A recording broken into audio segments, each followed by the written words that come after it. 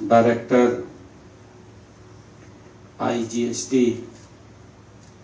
Miss Jerin Osho ji, उपस्थित सभी महानुभाव, सबसे पहले मैं आज जो हरियाणा ने एक इंसेंटिव लिया है, पूरे देश में अग्रणी भूमिका पर्यावरण को लेकर के जो निभा रहे हैं, उसके लिए आज जो स्टेट इन 2025 लॉन्च किया है, मैं इसके लिए आप सबको बहुत बहुत बधाई देता हूं, शुभकामनाएं देता हूं। और आज के इस अवसर पर आप सबको भी मैं बहुत बधाई देता हूं। आज का ये दिन हमारे प्रदेश के लिए ये बहुत ही महत्वपूर्ण दिन है। आज हम राज्य पर्यावरण योजना और नॉन CO2 पाथवे रिपोर्ट 2025-26 का हमने शुभारंभ किया है। यह हरियाणा के सतत विकास और पर्यावरण संरक्षण में एक मील का पत्थर साबित होगा। यह योजना जो आज हमने लॉन्च किया है, हमारी आने वाली भावी पीढ़ियों के लिए स्वच्छ हवा, शुद्ध पानी और हरी भरी धरती के लिए एक मजबूत कदम है। मैं इसके लिए अधिकारियों को, NGOs को, जिन्होंने इसमें आकर के एक भूमिका निभाई है, मैं सभी को बहुत बहुत साधुवाद देता हूं, बधाई देता हूं। जैसा कि हम सब जानते भी हैं, हम सबको मालूम भी है कि धरती पर जीवन का अस्तित्व स्वच्छ पर्यावरण पर ही निर्भर है। हम सब मालूम है, यदि हवा, पानी और भूमि प्रदूषित होंगे तो न केवल हमारा स्वास्थ्य बिगड़ेगा, बल्कि कृषि उपयोग, कृषि उद्योग और अर्थव्यवस्था सब प्रभावित होंगे। हम सबको ये मालूम है। आज तेजी से हो रहा औद्योगिकरण, शहरीकरण और आधुनिक जीवन शैली हमारे संसाधनों पर ये भारी दबाव डाल रहे हैं। बिना उपचारित सीवरेज और औद्योगिक अपशिष्ट खनन से निकलने वाला मलबा, हम सब जानते हैं, तेल का रिसाव, चाहे घरेलू कचरे का सही निपटान न होना, यदि ये सब हमारे जल, वायु, मिट्टी को प्रदूषित कर रहे हैं, इन समस्याओं से निपटने के लिए हमने विशेषज्ञों से और हमारे जो पर्यावरणविद हैं, उनके साथ मिलकर एक व्यापक और दूरदर्शी योजना वो बनाई है और जिसे आज हमने लागू किया है। ये देश का पहला ऐसा राज्य है जो इस पर्यावरण के अंदर आगे बढ़ करके काम कर रहा है। मैं पुनः सभी का आभार व्यक्त करता हूं और सभी को बहुत बहुत बधाई भी देता हूं, क्योंकि पर्यावरण शुद्धता में हमारा एक महत्वपूर्ण कदम ये आज उठा है। जो देश का पहला राज्य हरियाणा बना है, इसके लिए सभी को मैं बहुत बधाई देता हूं। मित्रों, देश के यशस्वी प्रधानमंत्री आदरणीय मोदी जी ने भी जलवायु, मिट्टी जैसे संसाधनों को बचाने का संदेश दिया है। आदरणीय प्रधानमंत्री जी ने कहा है कि हमारे पास प्रचुर मात्रा में प्राकृतिक संसाधन हैं और इसका हम सब उपयोग भी करते हैं, क्योंकि हमारे पूर्वजों ने इन्हें हमारे लिए बचा करके रखा है। हमें भी अपनी आने वाली पीढ़ियों के लिए इन्हें बचा करके रखना है, आदरणीय प्रधानमंत्री जी ने कहा है। और हम देखते हैं कि आज जो इतना वातावरण प्रदूषित हो रहा है, हम लगातार पेड़ का कटाव कर रहे हैं, जंगल सीमित हो रहे हैं, पेड़ नहीं है, परंतु उसका एक ऑप्शन निकाला। पेड़ नहीं है, हम देखते थे कि यहीं से अगर हम 100 किलोमीटर ऊपर चले जाएंगे तो आपको एसी की भी आवश्यकता नहीं है। अगर 100 किलोमीटर ऊपर से नीचे आ रहे हैं तो बिना एसी के आप रह नहीं पाएंगे, और अगर आप यहां से 100 किलोमीटर और आगे चले जाएंगे तो और स्थिति हमारी खराब हो जाएगी। ये किस प्रकार का हमने असंतुलन खड़ा किया है, इसके जिम्मेवार कोई और भी नहीं है। प्रकृति के साथ कहीं ना कहीं छेड़छाड़ उसको किया है और उसके दुष्परिणाम हम सबको भुगतने पड़ रहे हैं। अगर हम देखें कि एसी चल रहा है, अंदर का मौसम तो ठीक है, परंतु बाहर का मौसम अगर आप देखेंगे कितना दूषित होता है, कितना गर्म होता है। हमने उसके ऊपर भी विचार करना चाहिए, उसके ऊपर भी सोचना चाहिए। आदरणीय प्रधानमंत्री जी ने जो बात कही है, जो उन्होंने एक मार्ग दिया है प्रदेश का विकास, हम मिलकर के उनके मार्गदर्शन में लगातार 3 गुना गति से हमारी सरकार कर रही है। लेकिन साथ ही हम अपने प्राकृतिक संसाधनों का संरक्षण करने के लिए भी हम प्रतिबद्ध हैं। हमें इस बात को समझना है। मित्रों, आज हरियाणा के शहरों में हम सब देखते हैं, जानते भी हैं, आज हर रोज 5600 टन ठोस कचरा पैदा होता है। अगर हम पूरा शहरों का आंकलन करें, 5600 ये ठोस कचरा ये पैदा होता है, और इसमें 77% का निपटान तो हो रहा है, लेकिन 23% कचरे का प्रबंधन करना अभी बाकी है। हम सब देख भी रहे हैं, और इसके समाधान के लिए हमने पूरे राज्य में 13 integrated solid waste management plant स्थापित करने की हमने योजना बनाई है, ताकि गति से इसके ऊपर अभी बताया भी था कि चाहे यमुना की बात हो, पिछले दिनों हमने उसका पूरा सर्वे किया कि हरियाणा की तरफ से एक भी अनट्रीटेड पानी की बूंद यमुना में नहीं जाएगी।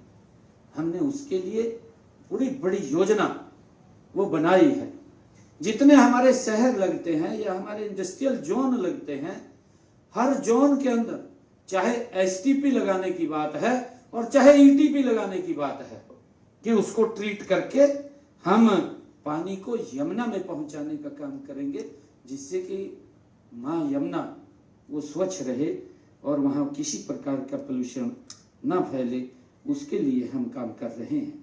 और इसके अतिरिक्त हम सालों से डंपिंग ग्राउंड में जमे कचरे को भी साफ कर रहे हैं।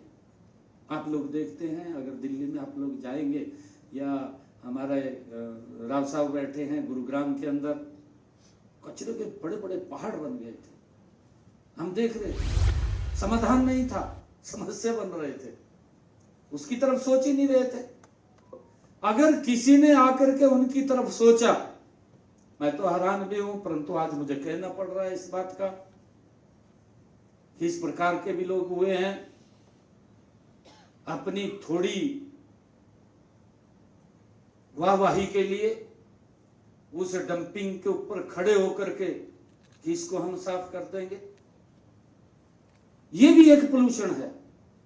किस प्रकार से धोखे में रख करके लोगों से खिलवाड़ करना उनकी जिंदगी के साथ, ये भी तो पोल्यूशन का हिस्सा है। परंतु हमने देखा है आदरणीय मोदी जी का जो कमिटमेंट है, और उन्होंने कहा कि ये जितने कचरे के डंप लगे हुए हैं इनको सेग्रीगेशन करके इनका समाधान किया जाएगा। और आज हम देख रहे हैं, चाहे दिल्ली है, चाहे हमारा हरियाणा के अंदर है, कहीं पर भी आप देखेंगे जो बड़े बड़े पहाड़ की तरह डंपिंग ग्राउंड थे, आज वो छोटे होते जा रहे हैं, सिकुड़ते जा रहे हैं। लगातार उसके ऊपर गति से काम अगर किया है इन 11 वर्षों में नरेंद्र मोदी जी की सरकार ने ये कर रही है। और मुझे खुशी है बताते हुए कि अब तक 50% कचरे का वैज्ञानिक तरीके से निपटान हो चुका है। उसके ऊपर काम भी किया है, खाली बात ही नहीं हुई है। धीरे धीरे करके मैंने कहा कि वो सिकुड़ते जा रहे हैं, छोटे होते जा रहे हैं, उसके ऊपर काम चल रहा है। और बाकी पर भी काम तेजी से चल रहा है। उस सारे को समाप्त करने का काम वो लगातार सरकार करती है, परंतु उसके अंदर हम सब की भी बड़ी भूमिका होती है। आदरणीय मंत्री जी बता रहे थे कि हम क्या कर रहे हैं, हम क्या सोच रहे हैं। अभी एक हमने वीडियो भी देखी है, बहुत छोटी वीडियो है, उस वीडियो को देखने से ही हमें प्रेरणा मिलती है। आदरणीय प्रधानमंत्री जी ने स्वच्छ भारत का नारा दिया, स्वच्छ भारत, स्वस्थ भारत। अरे बीमारियों को तो हम अपने नजदीक लेकर के आ रहे हैं। इतना ज्यादा अगर देखें पोल्यूशन, जिसकी पूरी चर्चा भी की है, अगर हम सब की एक बड़ी जिम्मेवारी बनती है, सरकार योजना बनाती है। अभी मंत्री जी कह रहे थे कि ये 2012 के अंदर कानून बना था, परंतु कितनों ने लागू किया है इसको। सरकार सख्ताई से लागू करवा सकती है, ये सारे सिस्टम हैं, परंतु हम सब की भी बड़ी जिम्मेवारी बनती है कि हम पोल्यूशन को कम से कम करें, पोल्यूशन के ऊपर कंट्रोल करें। चाहे मेरे घर का कचरा है, चाहे अन्य कोई कचरा है, अगर हमने उसके ऊपर ही कंट्रोल कर लिया तो ये जो आदरणीय प्रधानमंत्री जी का संकल्प है स्वच्छ भारत, स्वस्थ भारत, तो भाइयों वो हमें आज दिखाई दे रहा है। और गति से इसके अंदर बड़ा सुधार आएगा, जिससे कि लोगों के स्वास्थ्य को लेकर के ये चिंता भी है। अगर हम देखें किसी भी क्षेत्र के अंदर, अगर हम देखें पोल्यूशन लगातार, चाहे इंडस्ट्री बढ़ रही है, इंडस्ट्री इतनी बढ़ रही है कि हम विकसित भारत की तरफ बढ़ रहे हैं, परंतु हम सब की बड़ी जिम्मेवारी है, जब विकसित भारत बढ़ रहा है तो हम उसके साइड इफेक्ट, जो पोल्यूशन के इफेक्ट हैं, उसकी तरफ भी हमने उतनी गति से सोचने की आवश्यकता है कि ये पोल्यूशन ना हो, इसका समाधान क्या हो। उन समाधानों के ऊपर भी हमने मिलकर के काम करना है। और उसको लेकर के मैं बधाई देना चाहूँगा कि आज जो ये स्टेट इन्वायरमेंट प्लान 2025 जो लॉन्च हुआ है, ये इस कड़ी के अंदर एक महत्वपूर्ण कदम है, ताकि हमारा राज्य, हमारा प्रदेश ये स्वस्थ रहे, स्वच्छ रहे, खुशहाल रहे, उसको लेकर के हमने ये काम किया है। और मुझे खुशी है कि प्रदेश में लगभग 7,000 अस्पतालों से प्रतिदिन जो निकलने वाला बायोमेडिकल अपशिष्ट है, 22 टन हमारे हरियाणा के हॉस्पिटलों से हर रोज, आप कल्पना कीजिए 22 टन बायोमेडिकल अपशिष्ट, जो 100% उसका 100% निपटान करने का निर्णय ये हमारी सरकार कर रही है। उसको कहीं भी इधर उधर नहीं हो जाता। यह निपटान 11 सामान्य जैव चिकित्सा अपशिष्ट निपटान सुविधाओं के माध्यम से ये किया जा रहा है। इसके अलावा उद्योगों से निकलने वाले खतरनाक कचरे के निपटान के लिए भी हमने फरीदाबाद के पाली में एक सामान्य खतरनाक कचरा प्रबंधन स्थल वो भी बनाया है, जिससे कि लोगों के जीवन के ऊपर उसका इफेक्ट न पड़े। यह सुविधा पूरे राज्य से आने वाले खतरनाक कचरे के सुरक्षित निपटान की ये गारंटी देता है। और ताकि हमारी सोच भी है कि अगर स्वच्छता होगी व्यक्ति स्वस्थ रहेगा, और व्यक्ति स्वस्थ रहेगा विकास की गति बढ़ जाएगी।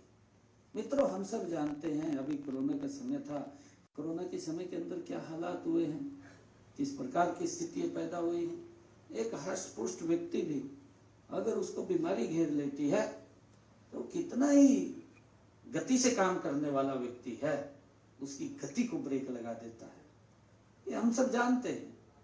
परंतु जब वातावरण स्वस्थ होगा, हम स्वस्थ होंगे तो विकास की गति भी बढ़ेगी। साथियों, आज के समय में हम इलेक्ट्रॉनिक कचरा, उसके बारे में भी हम सब जानते हैं। हमारे सामने एक बड़ी चुनौती है इलेक्ट्रॉनिक कचरा। इलेक्ट्रॉनिक कचरा, हमारा ये पंखा लग रहा है, खराब हो जाता है, हमने सोचा है कि ये कहाँ जाएगा। हमारा एसी है, खराब हो गया है, या वो लाइक ही यहाँ चलने के लिए, वो कहाँ जाएगा। हमारे अन्य बहुत सारे ऐसे सामान हैं, अगर वो खराब हो जाते हैं तो उनका कहाँ पर निस्तारण होगा, वो कहाँ पर जाएंगे। भाइयों, इसके लिए भी ये हम सब के लिए एक बड़ी चुनौती है। और इससे निपटने के लिए प्रदेश में 42 हमने ई वेस्ट रिसाइकल काम कर रहे हैं। इसके अंदर आने वाले समय में हम हर जिले में ई वेस्ट कलेक्शन सेंटर स्थापित करना हमारा लक्ष्य है। हम अगर आप देखेंगे कि जो हमारी गाड़ियां भी हैं, गाड़ियां जो कंडम हो जाती हैं, जो गाड़ी कंडम हो गई उसकी क्या स्थिति है, कहाँ जाती है, कहाँ नहीं जाती है, उसके लिए भी एक पॉलिसी बनी है। आदरणीय मोदी जी ने उसके बारे में भी विचार किया है और बड़ा उसकी लाइफ भी एक तय किया है कि इस लाइफ के बाद उसको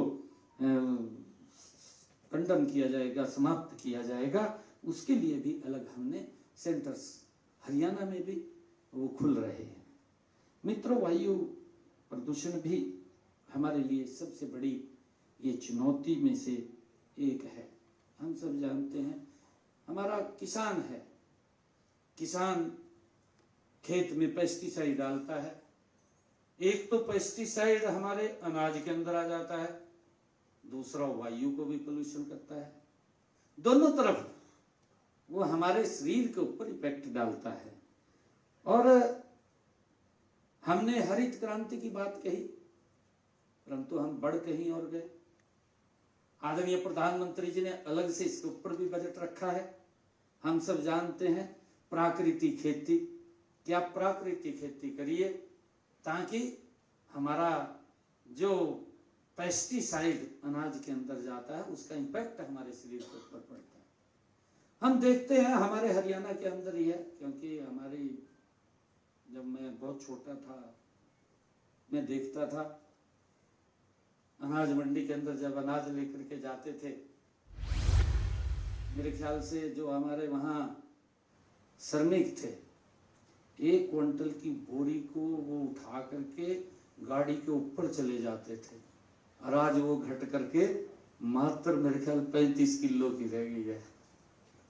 कितना उसका वजन घटाई, विचार करने की बात है, ये कोई वैसा विषय नहीं है। उस 35 किलो की बोरी को उठा करके भी हम ऊपर नहीं जा सकते। आज वो स्थिति आ गई है मानवता के सामने, क्योंकि हमारे पास संसाधन इस प्रकार के आ गए हैं, जिसका मैं जिक्र कर रहा था कि हमने पेड़ तो काट दिए हैं, पेड़ काट दिए, उसका हमने एक समाधान खोज लिया कि एसी लगवा लेंगे। भाई वो इम्पैक्ट पड़ रहा है उसका बहुत ज्यादा, हमारे शरीर के ऊपर कितना इम्पैक्ट उसका पड़ रहा है। हमें पौधे लगाने की आवश्यकता है। आज आदरणीय प्रधानमंत्री जी ने एक पेड़ मां के नाम इसका शुभारंभ किया है। हम सब की जिम्मेवारी है कि इस वातावरण का संतुलन बना करके रखिए।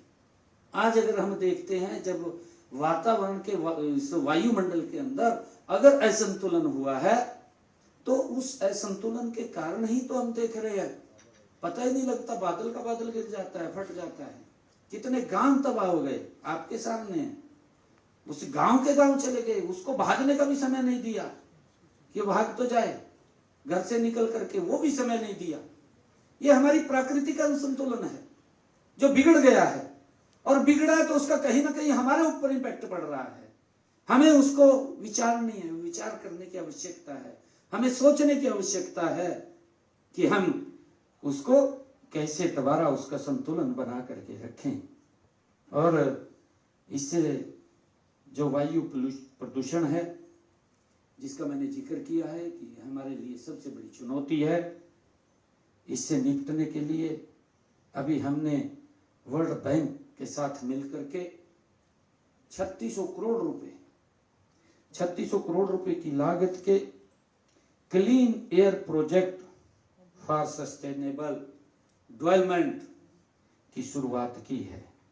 और इसके तहत हमने गुरुग्राम, फरीदाबाद और सोनीपत के लिए 500 इलेक्ट्रिक बसें वो भी खरीदी हैं। इसके लिए हमने इलेक्ट्रिक ऑटो के लिए भी सब्सिडी दी है। और आने वाले समय के अंदर इलेक्ट्रिक जो बसें हैं, इलेक्ट्रिक बसों की ज़्यादा, ताकि डीजल से, पेट्रोल से ज़्यादा पोल्यूशन ना हो, हमने ईवी पार्क खरखौदा के अंदर, रोहतक के अंदर ईवी पार्क बनाने की, और उसके ऊपर हमने सब्सिडी भी दी है कि कुछ जो इन्वेस्टर्स हैं वो इन्वेस्टर्स, उसकी एक पॉलिसी हमने बनाई है ईवी को लेकर के। हमारे जो इलेक्ट्रिक व्हीकल हैं उसको लेकर के हमने एक पॉलिसी भी बनाई है ताकि इन्वेस्टर्स आएँ और ज़्यादा हमारे वाहन ये इलेक्ट्रिक हों, चाहे वो कार है, चाहे हमारी बसें हैं, चल रही हैं बसें, और चाहे हमारी गाड़ी है, वो भी हम देख रहे हैं वो भी इससे चल रही हैं। और अभी हमने एक बड़ी फैक्ट्री का भी अभी उद्घाटन किया है। आदरणीय मंत्री जी वहाँ गए थे, हमारे केंद्रीय मंत्री उसमें आए थे, जो हरियाणा की बड़ी ATL फैक्ट्री जिसके अंदर लिथियम बैटरी वो बन रही है और बड़ी मात्रा के अंदर वहाँ पर वो बनेगी। ये हमारा, क्योंकि जब हम कोई समस्या हमारे सामने चुनौती बनती है तो उसके समाधान के लिए भी हम सब बैठ करके उस पर विचार करते हैं। और हमने कि 105 ऐसी बसें जो दिसंबर 2025 तक इस बेड़े के अंदर और जुड़ जाएंगी। हमें लगातार जो भी कंपनी इलेक्ट्रिक बसें बनाती है उनको हम इसमें जोड़ते हैं, और इलेक्ट्रिक वाहनों के लिए पूरे राज्य में 370 से अधिक ईवी चार्जिंग स्टेशन भी स्थापित करने का हमने निर्णय किया है। और हाई डेंसिटी के ये ई चार्जिंग जो चार्जिंग है वो लगेंगे ताकि व्यक्ति को ज़्यादा लंबा इंतजार ना करना पड़े, और कहीं अगर चार्ज करना है तो आधे घंटे के अंदर वो अपनी गाड़ी की बैटरी को रिचार्ज करके दोबारा फिर अपने गंतव्य की तरफ बढ़ सकता है, उसको लंबा इंतजार नहीं करना पड़ेगा। मित्रों, आप सब जानते हैं कि वायु पोल्यूशन का एक बड़ा जो कारण है वो पराली जलाना भी रहा है, और हमने उसके ऊपर हरियाणा में बड़ा काम किया है। और जब हमने काम किया है, हमने किसानों को जागरूक किया है। जब हमारे मंत्री जी बात कर रहे थे कि हमारे जो NGOs हैं, हमारी अन्य संस्थाएं हैं, जो लोगों को जागरूक करें, लोगों को बताएं। सरकार अपने तरीके से काम करती है, परंतु जब हम जागरूक करेंगे तो लोग उस बात को समझते हैं, फिर उसके ऊपर चलते भी हैं।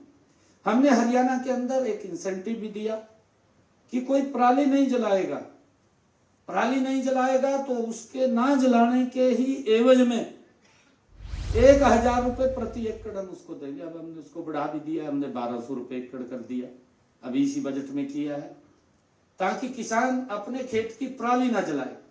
और उसकी एवज में हमने खड़ा किया है बिजली संयंत्र लगाने का काम भी किया है। कई जिलों में लग गए अभी, और लगातार कई जिलों में अभी लगने वाले हैं, ताकि किसान को वो अपने खेत की पराली हो, गन्ने की पाती हो या गेहूं के फाने हो, कोई भी उसका वेस्ट मटेरियल हो, वो उसको जलाए ना, वो उसको काट करके उसके लिए हमने चाहे बेलर है चाहे रीपर्स हैं, उसके ऊपर भी सब्सिडी देने का काम किसान को किया है, ताकि वो उसको काट करके उस इंडस्ट्री के अंदर जो बिजली से अंतर लगा है उसके अंदर जा करके उसको बेच सके। सरकार भी इंसेंटिव दे रही है, उसका भी इनकम का साधन खड़ा किया है, ताकि उसको ये जलाने की नौबत ना आए। और उसका क्योंकि जब जागरूक किया है तो हमारे किसानों ने भी उसका पॉजिटिव लिया है, और पॉजिटिव लिया है तो उसके पॉजिटिव परिणाम आए हैं। पॉजिटिव परिणाम ये है आए हैं कि माननीय सुप्रीम कोर्ट ने अपने एक आदेश के अंदर हमारे पड़ोसी राज्य को स्पष्ट रूप से एक बात कही है कि आप पराली प्रबंधन के रूप में अगर आपने कुछ सीखना है तो हरियाणा से सीखिए। ये बात माननीय सुप्रीम कोर्ट ने अपने आदेश के अंदर की है, क्योंकि उसकी व्यवस्था खड़ी की है। व्यवस्था खड़ी की है तो हमारे किसानों ने ऑन किया है। तो ये पराली प्रबंधन को लेकर के भी हमने उसके ऊपर काम किया है, उनको जागरूक किया है। और पराली प्रबंधन के लिए 1 लाख से ज्यादा मशीनें हमने दी हैं, 1 लाख से ज्यादा। इसके फलस्वरूप पराली जलाने की जो घटनाओं में वर्ष 2016 के बाद अब तक 90% की कमी आई है। 90% की कमी, ये हमारे लिए खुशी की बात है। हमने उद्योगों से भी निकलने वाले प्रदूषण को नियंत्रित करने के लिए भी सीएनजी और पीएनजी जैसे स्वच्छ ईंधन के उपयोग को बढ़ावा हमने दिया है। वायु की गुणवत्ता की निगरानी भी लगातार की जा रही है, जिसका जिक्र भी किया गया था। इसके लिए प्रदेश में 29 स्वचालित और 46 मैनुअल वायु गुणवत्ता निगरानी स्टेशन काम कर रहे हैं। आने वाले समय में 18 और स्टेशन स्थापित करने की हमारी योजना है। मित्रों, हमने जल प्रदूषण को रोकने के लिए भी ठोस कदम हमारी सरकार उठा रही है। इसके लिए लोगों को जागरूक किया जा रहा है। प्रदूषित पानी को साफ करके फिर से उपयोग करके उसका पानी के लायक उसको बनाया जा रहा है। हमने ये भी अभी चाहे गुरुग्राम हो, जहां हमारे इंडस्ट्रियल जोन है, वहां पर ईटीपी लगा करके पानी को ट्रीट करके रिसाइकल करने का काम, चाहे वो ग्रीन एरिया हो या हमारा एग्रीकल्चर जोन हो, एग्रीकल्चर के अंदर भी हम उसको रिसाइकल ट्रीट करके रिसाइकल करके उस पानी को देने का काम कर रहे हैं, ताकि पानी की भी बचत हो और वो भी स्वच्छ हो। उसको लेकर के हम काम कर रहे हैं। मित्रों, इस समय राज्य में कुल अगर हम देखें जो सीवरेज ट्रीटमेंट क्षमता है वो 2343 MLD है। इसका 74% उपयोग हो रहा है। हमारा लक्ष्य सभी डिस्चार्ज जो पॉइंट्स हैं को सीवरेज नेटवर्क से जोड़कर इस क्षमता को 100% करने का हमारा लक्ष्य है, ताकि इसमें किसी प्रकार का कोई पोल्यूशन ना हो। मित्रों, आज हरियाणा में 201 सीवरेज ट्रीटमेंट प्लांट कार्यरत हैं। इन प्लांट्स से निकलने वाले शोषित पानी का जो शोधित पानी है, उस शोधित पानी का अधिकतम उपयोग किया जा रहा है। मित्रों, मैं यहाँ पर विशेष रूप से हमारा रेवाड़ी के अंदर जो मैसाणी बैराज का जिक्र करना मैं चाहूँगा, क्योंकि वो बैराज में बरसाती पानी के साथ साथ रेवाड़ी और धारूएड़ा जो हमारा वो क्षेत्र है कि सीवरेज ट्रीटमेंट प्लांट का पानी वहाँ पर इकट्ठा होता है, क्योंकि उसका कई बार विधानसभा के अंदर भी जिक्र हुआ है। हमारे मंत्री जी क्योंकि उसी एरिया से आते हैं और वहाँ पर लोगों की भी बड़ी इस बात की बड़ी ग्रीवेंस रहती थी कि यहाँ पर इंडस्ट्री का अनट्रीटेड पानी वो इसमें छोड़ा जा रहा है, और उसके क्योंकि जब वो ज़मीन में जाता है जमीन में जाने के बाद उसके कई प्रकार के दुष्परिणाम भी हमारे शरीर के ऊपर पड़ते हैं। तो हमने उस जो मशानी बैराज है, उस बैराज को हमने इस पानी को साफ करके खेती और अन्य कामों में उसको लाया जाता है। इसके लिए हमने पूरी रचना योजना बड़ी उसकी बनाई है और उसके ऊपर काम भी चल रहा है। इसके अलावा हमने सीवरेज ट्रीटमेंट प्लांट के शोधित पानी को सिंचाई के लिए इस्तेमाल करने के लिए 27 योजनाएं वो तैयार की हैं। इनमें से 11 पूरी हो चुकी हैं और इनमें से सिंचाई के लिए एक स्थायी जल स्रोत तक वो भी हमें मिलेगा। नहरों पर दबाव कम होगा और भूजल का जो हम नीचे से लगातार पानी का दोहन कर रहे हैं वो भी कम होगा। हम देख रहे हैं कि हमारे यहाँ पर अब तो स्थिति ऐसी आ गई है, क्योंकि अगर हम इसको बात करें, इंडस्ट्री इतना बड़ा है, जो ऊपर का हमारा लेवल है पानी का, वो पानी का लेवल भी हमारा खराब हो चुका है। परंतु उसी लेवल से हम पानी पीते थे निकाल करके नीचे से, और धीरे धीरे करके वो नीचे चला गया है। आज अगर हम कई स्थानों के ऊपर देखें तो अगर हमें पीने का स्वच्छ पानी चाहिए तो 800 फुट नीचे चला गया है। ये हमारे लिए एक खतरे की रेड घंटी है। उसके बारे में भी हमें विचार करना चाहिए, सोचना चाहिए। हम मसानी बैराज को एक पायलट प्रोजेक्ट के तौर पर विकसित कर रहे हैं, जिसका मैंने जिक्र किया है, अभी बताया भी है, ताकि इसी मॉडल को पूरे प्रदेश में लागू किया जा सके। मित्रों, इस समय प्रदेश में 19,716 तालाब हैं और इनमें से 11,295 तालाब प्रदूषित हैं। गांव के अंदर जिसका जिक्र किया है कि प्लास्टिक, सिंगल यूज प्लास्टिक, हम उसका यूज तो करते हैं, यूज करके उसको वहीं नाली में गिर देते हैं, नाली से बहा करके तालाब में चला जाता है, वो कहीं किसी ड्रेन में चला जाता है, ड्रेन से किसी वो नहर में चला जाता है, नहर से जाकर के वो घूम करके समुद्र में चला जाता है। और समुद्र की स्थिति भी अगर आप लोग देखेंगे कि आज क्या भयानक हो गई है। ये कहीं ना कहीं जो प्लास्टिक है, जिसका जिक्र भी किया है कि ये 400 साल तक समाप्त नहीं होती। जब ये 400 साल तक समाप्त नहीं होती मंत्री जी, तो देखा किसने? पता नहीं ये कब तक पड़ी रहेगी, इसको तो देखा नहीं, पीढ़ियां ही चली जाती हैं।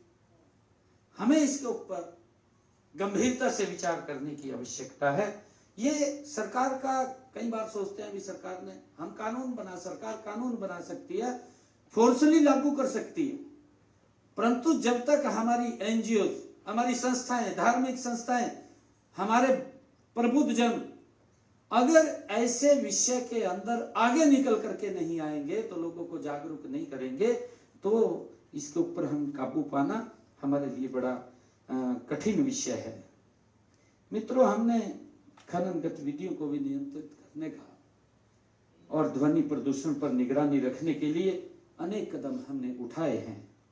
हम यह सुनिश्चित कर रहे हैं कि प्राकृतिक संसाधनों का दोहन संतुलित और नियमों के दायरे में वो होना चाहिए, इसको भी हम सुनिश्चित कर रहे हैं। राज्य पर्यावरण योजना केवल 1 या 2 भागों का काम नहीं है।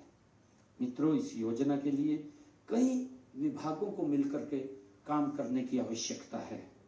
इसके लिए एक उच्च स्तरीय समिति का गठन वो किया जाएगा, जो विभिन्न विभागों के बीच तालमेल और प्रगति की निगरानी का काम करेगी।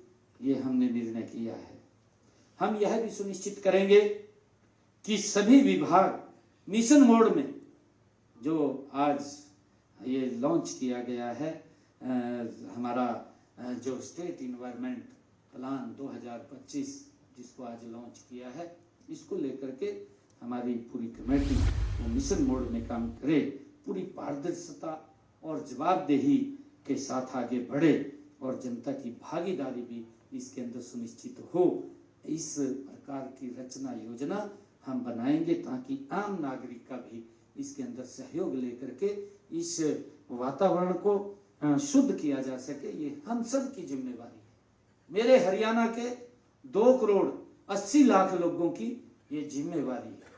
हम उसके अंदर, चाहे मेरे घर से कचरा निकल रहा है, हम उसको कहीं ठीक स्थान पर रखें जहां से उसका निस्तारण होता है, उसकी व्यवस्थाएं की हुई हैं।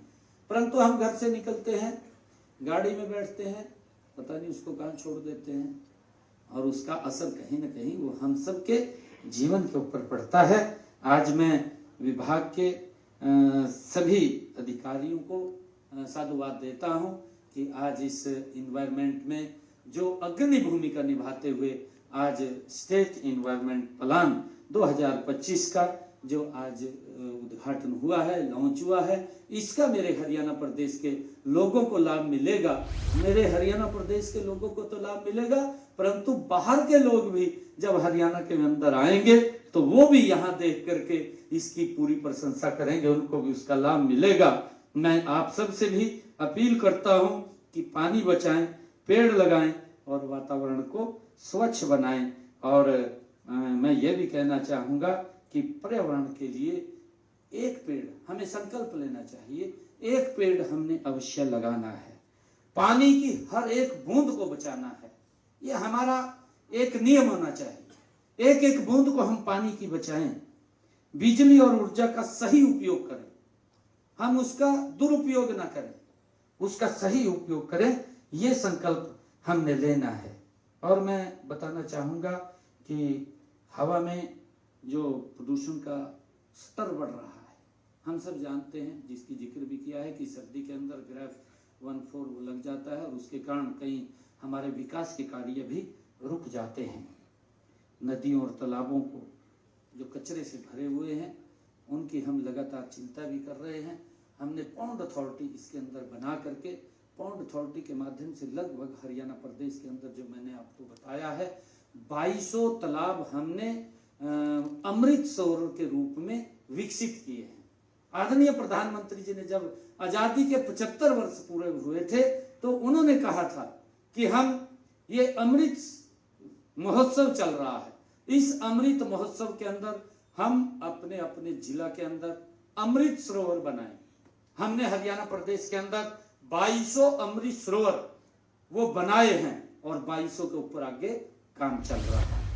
मित्रों, आप सबका मैं धन्यवाद करता हूं और आप सबको बधाई भी देता हूं विभाग के अधिकारियों को कि आज उन्होंने ये जो लॉन्च किया है स्टेट इन्वायरमेंट प्लान 2025, इसका लाभ मिलेगा और देश का ये अग्रणी राज्य के रूप में काम करेगा और इससे और भी लोगों को बहुत सारे इसके लाभ मिलेंगे और हम सब की बड़ी जिम्मेवारी है कि हम सब मिलकर के इसका सहयोग करें। आप सबका बहुत बहुत धन्यवाद। जय हिंद, जय भारत, जय भारत।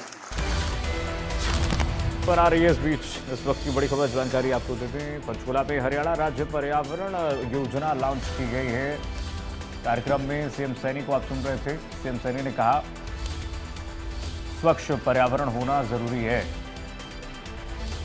सीएम सैनी ने कहा हमारी जीवन शैली संसाधनों पर दबाव है, हमारे पास काफी संसाधन है। सीएम सैनी को आप सुन रहे थे।